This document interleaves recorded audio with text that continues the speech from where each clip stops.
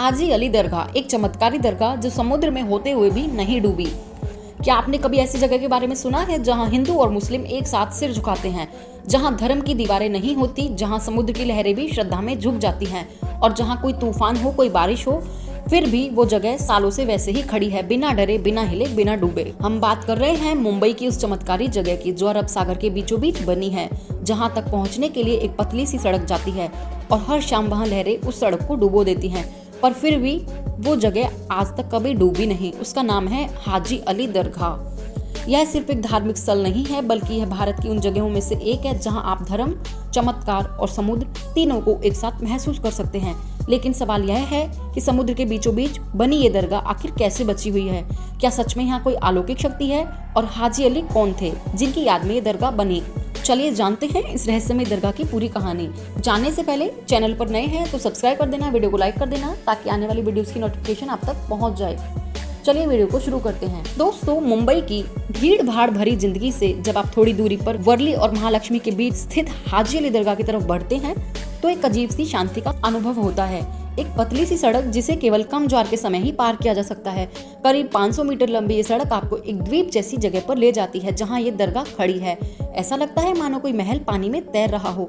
लेकिन जब समुद्र का जल स्तर बढ़ता है तो ये पूरी सड़क पानी में डूब जाती है और दरगाह वहाँ अकेली खड़ी रह जाती है। फिर भी आज तक ये दरगाह कभी डूबी नहीं। ना किसी तूफान ने इसे नुकसान पहुंचाया, ना समुद्र ने इसे गीला किया।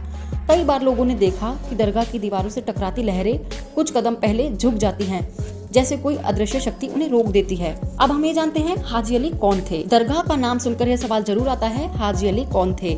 हाजी अली का असली नाम था सैयद पीर हाजी अली शाह बुखारी।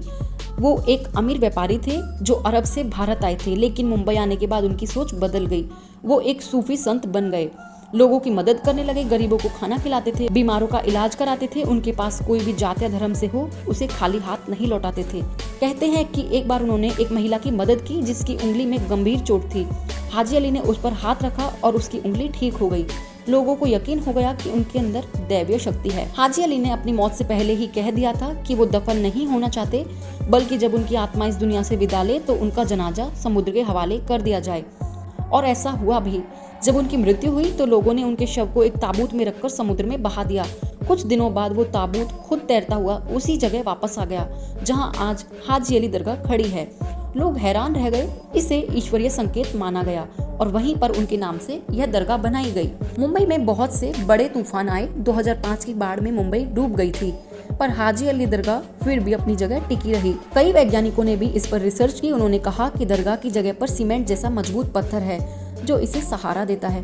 पर सवाल तो ये है कि जब वो पत्थर सड़क को नहीं बचा पाते तो दरगाह को कैसे बचा लेते हैं? लोग कहते हैं ये सिर्फ पत्थर नहीं, ये आस्था है जो हिलती नहीं है, डगमगाती नहीं है और डूबती नहीं है।